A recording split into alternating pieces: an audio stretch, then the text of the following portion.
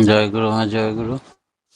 পরম প্রেমময় পরমদয়াল শ্রী শ্রী ঠাকুরের এতক্ষণ যারা নামামৃত সুধা পান করলেন, তাদের মানব জীবন শ্রেষ্ঠ জীবনের একমাত্র উদ্দেশ্য ঈশ্বর প্রাপ্তি, তা যেন এই জীবনেই সফল হয় এই কাতর প্রার্থনা দয়ালের রাঙারাতুল চরণে। শ্রী শ্রী ঠাকুর এর যজন যাজন ইষ্টভৃতি সস্তায়নী সদাচার, এই ব্রত পাঁচটির মধ্যে আমরা এখন সস্তায়নী পর্যায়ে আলোচনা করছি। সস্তায়নী মধ্যে কি দ্বন্দ্বীবৃত্তিও পড়ে? শ্রী শ্রী ঠাকুরকে এক ভক্ত বলছেন, একজন যদি যজন যাজন ইষ্টভৃতি সস্তায়নী করে অথচ দ্বন্দ্বীবৃত্তিকেও প্রশ্রয় দেয়, তার ফল কি হবে? শ্রী শ্রী ঠাকুর বললেন, গোবিটিন বা দ্বন্দ্ববৃত্তি অর্থাৎ কথা দিয়ে কথা না রাখা, দায়িত্বের খেলাপ করা, এ একেবারে ডেঞ্জারাস, সাংঘাতিক জিনিস। ওটা একবারে ঘুণ পোকার মতো ভিতর থেকে খেয়ে ফেলে, কোনো চেষ্টায় তার পূর্ণ ফল পেতে দেয় না।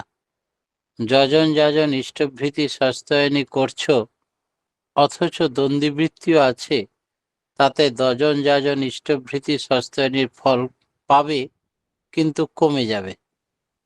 একেবারে 16 আনার জায়গায় হয়তো 7 আনা ফল পাবে।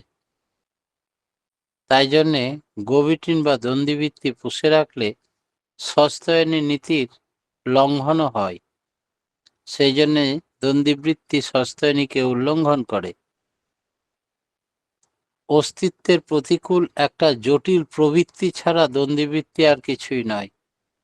এই জঘন্য প্রবৃত্তিটাকে যদি ইষ্টস্বার্থ প্রতিষ্ঠার অনুগামী করে নিয়ন্ত্রিত করা যায়, তাহলেই সস্তায়নী পালনের ত্রুটি থেকে মুক্তি লাভ করে। এক দাদা একদিন জিজ্ঞেস করছেন ঠাকুরকে, সস্তায়নী পালনের জন্য একটা আংটি বন্ধক রেখেছিল। সে কথা শ্রী শ্রী ঠাকুরকে পরবর্তীতে জানালেন যে, আমি সস্তায়নীর অর্ঘ্য তুলবার জন্য নিজের সোনার আংটিটা বন্ধক রেখে সস্তায়নী করি।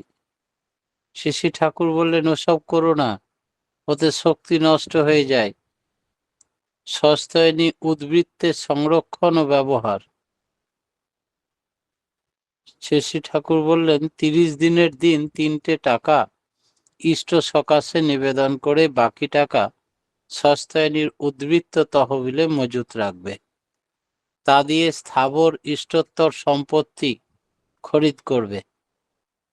তার আয়ের 1/5 তুমি সেবায়েত হিসাবে গ্রহণ করতে পারো। বাকি 4 অংশ ইষ্টোত্তর সম্পত্তি বৃদ্ধির কাজে লাগাবে। অর্ঘ্য রাখাটা যদি অটুটভাবে চালানো যায়, এমনকি বিশেষ অবস্থায় ভিক্ষা করেও যদি সেটা অভ্যাসগত করা যায়, তার ফল কিন্তু আস্তে আস্তে পেতেই হবে। এর ফলে মানুষ চারিদিক দিয়ে সমৃদ্ধি লাভ করে। আর এই সস্তায়নী ব্রত পালন করার চেষ্টা করলে এই অর্ঘ্য রাখি না রাখি তাতে কিন্তু হবে না। উৎসাহের জন্যই যা কিছু, এইটি হলো বোঁটা। এই সস্তায়নী বোঁটা ভেঙে গেলেই আর সব কিছু ভাঙতে থাকে। মূল আকুতি ঠিক রাখতে হবে আমাদেরকে সর্বদাই, নাইলে নিরর্থক হয়ে যাবে, শুকিয়ে যাবে। সেই জন্য নলেজ অফ টাইম, সময়ের জ্ঞান থাকা দরকার। আর সময় ও তারিখ নির্ভুল হতে হবে। অবজারভেশন বা প্রতিপালন করা দরকার। বহু লোক প্রপারলি যথাযথভাবে সস্তায়নী অবজার্ভ করার ফলে কতখানি যে সে ভরপুর হয়ে উঠতে পারে, তা বলে শেষ করা যায় না।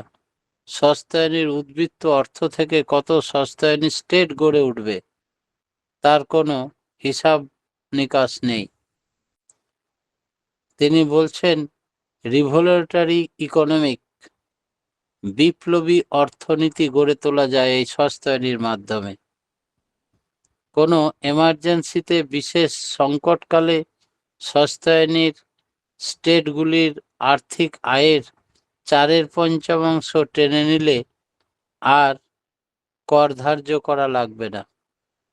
ইষ্ট ও পূর্তের সব অফুরন্ত সম্পদ হয়ে যাবে। দেশ আর হাভাতে থাকবে না, জগৎ অমৃতময় হয়ে উঠবে। তাই ঠাকুর বললেন, সস্তায়নী মুক্তি আনে রাষ্ট্র সহ প্রতিজনে। কোনো রাষ্ট্রকে আর অর্থাভাবে ভোগ করতে হবে না যদি সকলেই সস্তায়নী করে। তাদের উদ্বৃত্ত অর্ঘ্য দিয়েই দেশের সম্পদ, ইষ্টের সম্পদ বেড়ে যাবে। ব্যক্তিগত সম্পত্তি যতই হোক না, তার অধিকাংশই যদি সস্তায়নী ইষ্টোত্তর রূপে থাকে তাহলে লাভ বেশি। ব্যক্তিগত সমাজগত বিবর্তনের মূল সেইখানেই। শ্রী শ্রী ঠাকুর এক ভদ্রলোককে একদিন বলছিলেন, আপনি কত বছর চাকরি করেছেন? এত বছর যদি ঠিকভাবে সস্তায়নী করতেন তাহলে একটা জমিদারি কেনা হয়ে যেত। যত ব্যাপকভাবে, যত বেশি লোকের মধ্যে এটা চালিয়ে দিতে পারবেন, ততই জাতির মঙ্গল, অর্থনৈতিক মুক্তি, জাতির উন্নতি, রাষ্ট্রীয় স্বাধীনতা।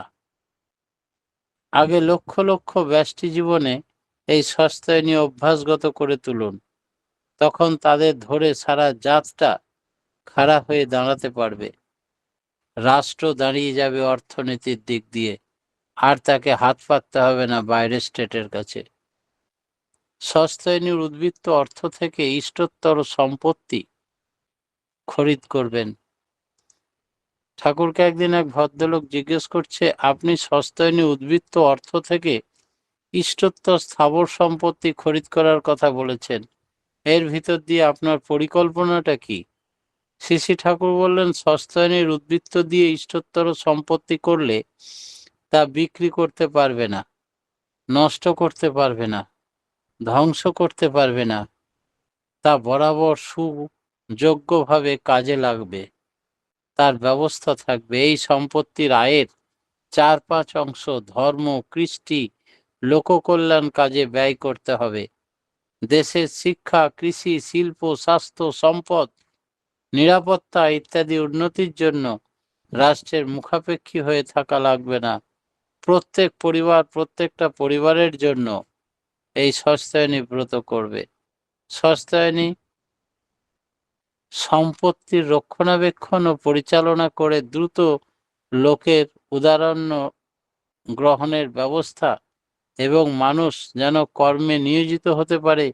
চাকরির জন্য মানুষের দাঁড়ে দাঁড়ে ঘুরে বেড়াতে হবে না। এই সম্পদের আয়ের উপর দাঁড়িয়ে নানাভাবে এনভায়রনমেন্ট বা পরিবেশের মোরাল এবং মেন্টাল এবং স্পিরিচুয়াল, মানসিক, নৈতিক এবং আধ্যাত্মিক পোষণ এর ব্যবস্থা করা যায়। বৈশিষ্ট্য অনুযায়ী তাকে এফিসিয়েন্ট এবং প্রোডাক্টিভ হতে হবে, দক্ষ এবং উৎপাদনশীল করে তুলতে হবে। হোল নেশন, সমগ্র জাতি আবার নতুন উদ্যমে গড়ে উঠবে। ইন্ডিভিজুয়াল ইকুয়ালিটিজ, ব্যক্তিগত গুণাবলী, এবং কালেকটিভ ওয়েলথ, সমষ্টিগত সম্পদ একযোগে বাড়তে থাকবে। সস্তায়নীর গুরুত্ব কতটা আলোচনা প্রসঙ্গের 8ম খণ্ডে শ্রী শ্রী ঠাকুর বিস্তারিত আলোচনা করেছেন। চারিদিক দিয়ে ভারত আবার জগৎ সভায় শ্রেষ্ঠ আসন লবে। শ্রী শ্রী ঠাকুরকে একদিন এক ভদ্রলোক জিজ্ঞেস করছে, প্রতিদিন ইষ্টের জন্য নিজের সামর্থ্যের যথোপসম্ভব স্বাধীন প্রয়োগে সেবা ও সম্বর্ধনা যুক্ত অন্তত 2টি বেলা আহার্য গ্রহণের অনুকল্পে প্রতিদিন প্রত্যুষে পান ভোজনের পূর্বেই অর্ঘ্য নিবেদন করা যায়।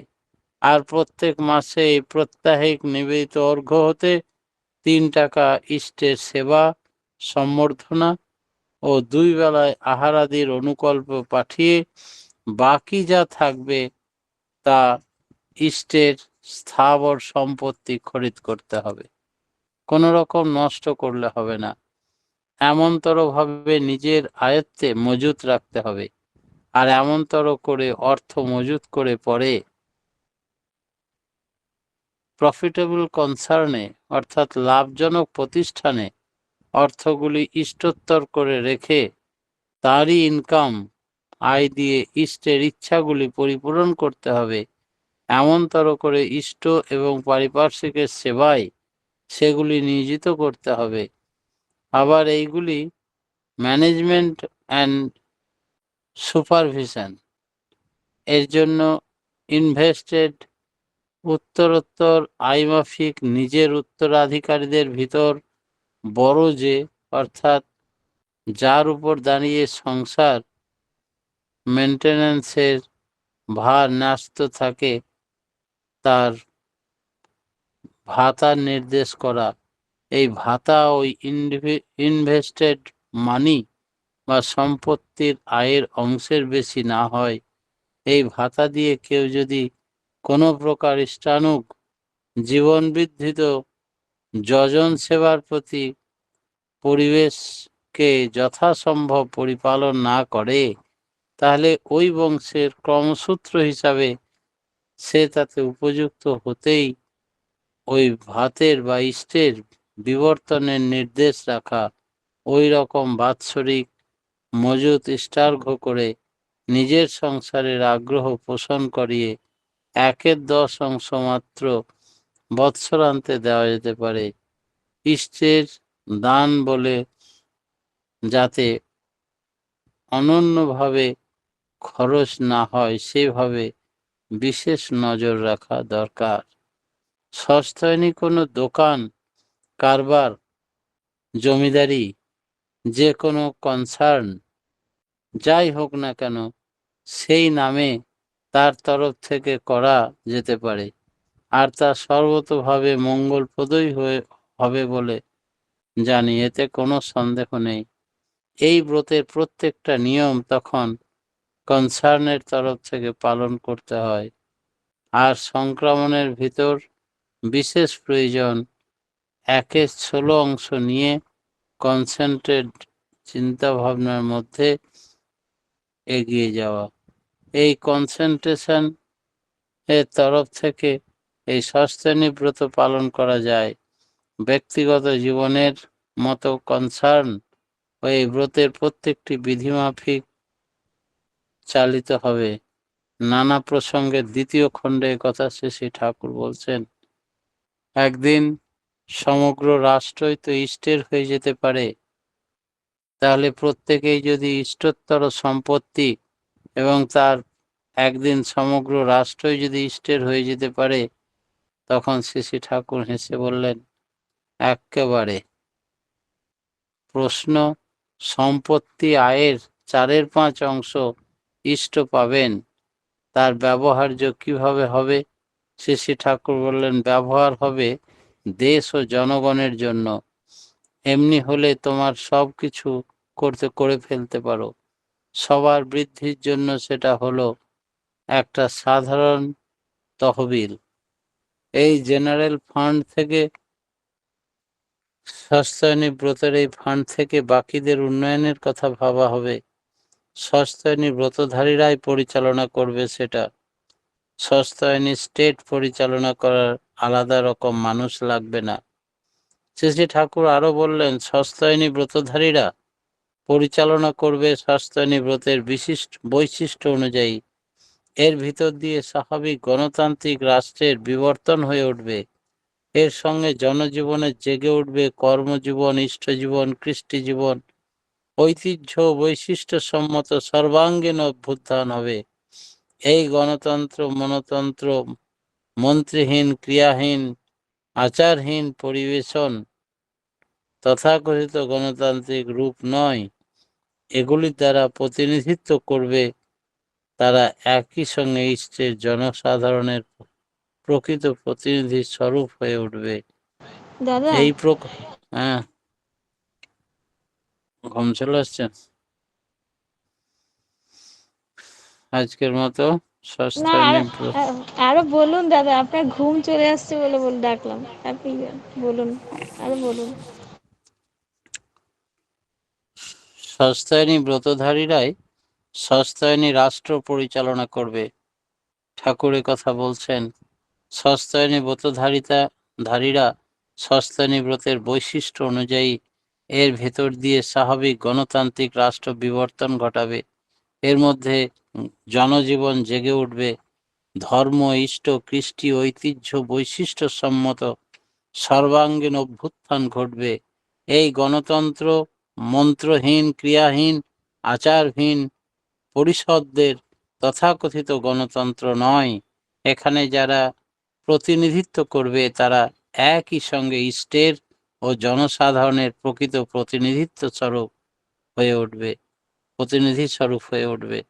তাই যে সরকার গজিয়ে উঠবে তা আজকালকার সরকারের মতো হবে না।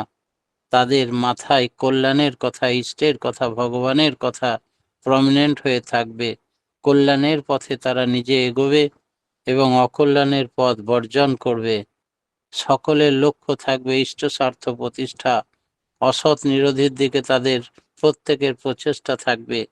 দেশের মূল ও ভারী বড় শিল্প কারখানা পরিচালনা করবে তারাই। একজন জিজ্ঞাসা করলেন, দেশের মূল ও ভারী বড় শিল্পগুলি কারা পরিচালনা করবে?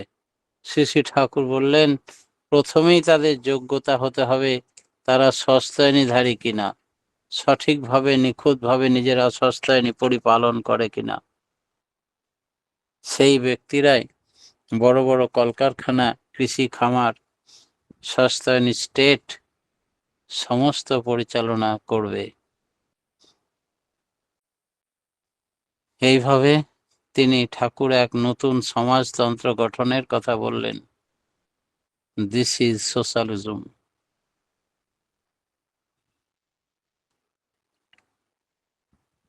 পরম প্রেমময় শ্রী শ্রী ঠাকুরের সার্বিক কল্যাণ চরণে প্রার্থনা জানিয়ে আমার ক্ষুদ্র বক্তব্য এখানে শেষ করলাম। জয় গুরু। জয় গুরু দাদা, খুব সুন্দর আজকে আলোচনা শুনলাম সস্তায়নী সম্বন্ধে। সস্তায়নী করেও গোবিটিন করলে তাতে ফল কমে যাবে। আমাদের সস্তায়নীর যে আমরা গুণটা এত করেও যে যে ফলটা পাবো সেটা কিন্তু গোবিটিন করলে আর সেই ফল পাবো না। 30 দিনের দিন 3টা টাকা পাঠিয়ে বাকি টাকা ইষ্ট সকাশে খরচ করতে হয়। যদি রাখতে অসুবিধা হয় তাহলে শ্রী মন্দিরে টা পাঠিয়ে দিলেই ভালো। সস্তায়নীর উদ্বৃত্ত অর্থ ইষ্টের সম্পত্তি, উদ্বৃত্ত অর্থ দিয়ে ইষ্টতির সম্পত্তি বেড়ে উঠে রাষ্ট্রের উন্নতি হয়। সস্তায়নী করলে জাতীয় মঙ্গল, অর্থনৈতিক উন্নতি হবে। ইষ্টতর স্থাবর সম্পত্তি খরিদ করার কথাও আলোচনা করলেন, যা দিয়ে সমাজের উন্নতি হবে। ব্রহ্ম মুহূর্তে অর্ঘ্য নিবেদন করতে হয়। সস্তায়নীর উদ্বৃত্ত অর্থ সমাজের পারিপার্শ্বিকের ইষ্ট কাজেও খরচ করা যায়। সস্তায়নী ব্রতধারীরাই রাষ্ট্রকে পরিচালনা করে গণতন্ত্রের জাগরণ ঘটাবে। সকলের লক্ষ্য থাকবে অসৎ নিরোধী। এভাবেই নতুন সমাজ গড়ে উঠবে, যা ঠাকুরের স্বপ্ন ছিল এবং তা বাস্তবায়িত করাও আমাদের লক্ষ্য হওয়া উচিত। জয় গুরু। খুব সুন্দর আলোচনা দাদা, আমরা সমৃদ্ধ হলাম। পরমপিতা রাঙার আতুল চরণে আপনার সার্বিক মঙ্গল প্রার্থনা করি দাদা।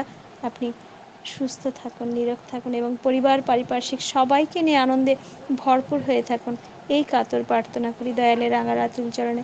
জয় গুরু দাদা, ভালো থাকুন।